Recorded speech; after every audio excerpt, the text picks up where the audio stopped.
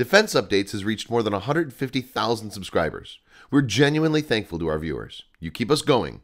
We don't dilute your video watching experience in this channel with sponsored products. If you like what we're doing, kindly support us at Patreon. www.patreon.com/Defense Updates. Number 5.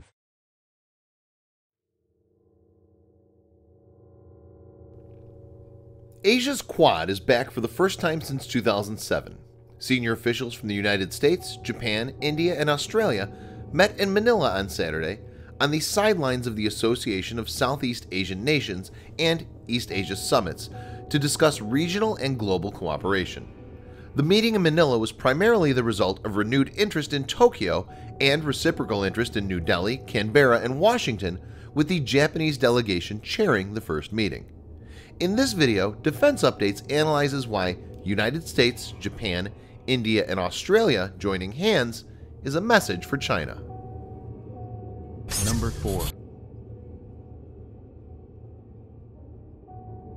In 2007, Shinzo Abe, in his earlier stint as Prime Minister, lobbied for Asia's democracies to come together.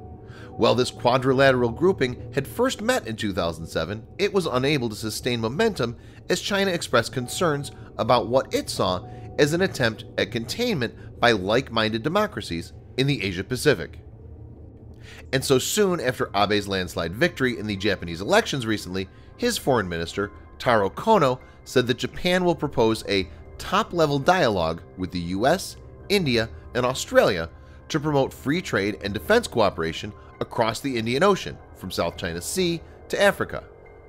The proposal is to countervail China's Belt and Road Initiative, which would cement a sphere of influence for Beijing well beyond Asia. Abe had also articulated a need for such a new security architecture in 2012, where he had suggested a strategy whereby Australia, India, Japan, and the US state of Hawaii form a diamond to safeguard the maritime commons stretching from the Indian Ocean region to the Western Pacific. Number 3. The rise of China and its increasingly assertive behavior is unnerving key Asian states. Even when all these states have benefited enormously from China's economic rise and continue to do so, cumulatively, they have also contributed to China's relative growth and its military capabilities. If until recently China's peaceful rise was a collective good for the Asian states, it has now turned into a collective military and security hazard. No one now buys the peaceful rise of China argument anymore. Regional economic growth is dependent on freedom of navigation in the Indo-Pacific, from the South China Sea to the Straits of Malacca to the Indian Ocean. 25% of all traded goods pass through the Straits of Malacca. Asia has benefited from the post-Cold War security order underlined by US primacy, and now America's relative decline is leading to growing concerns over the future of this liberal order and Washington's capability and intention to defend the same. Number 2.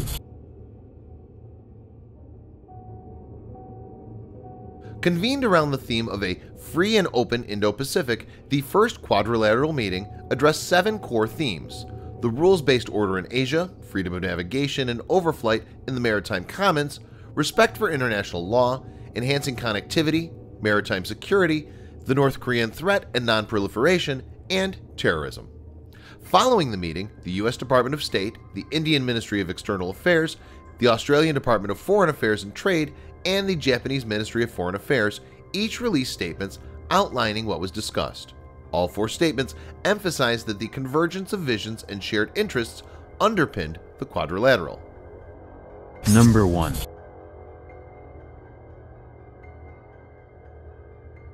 Skirting any direct response to the first quadrilateral meeting of India, US, Japan, and Australia, China on Monday questioned its exclusion from the group and expressed hope that the new concept of Indo-Pacific is not directed against it.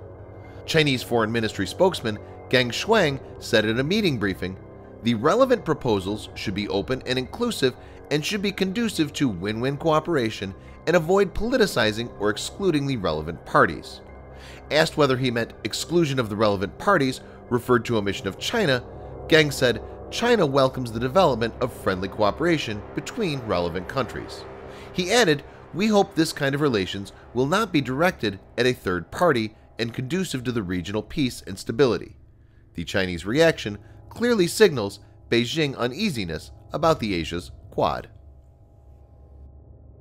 Thanks for watching. Subscribe for more videos like this. Hit the like button if you find the video interesting, and kindly provide your feedback in the comment section. This will help us improve.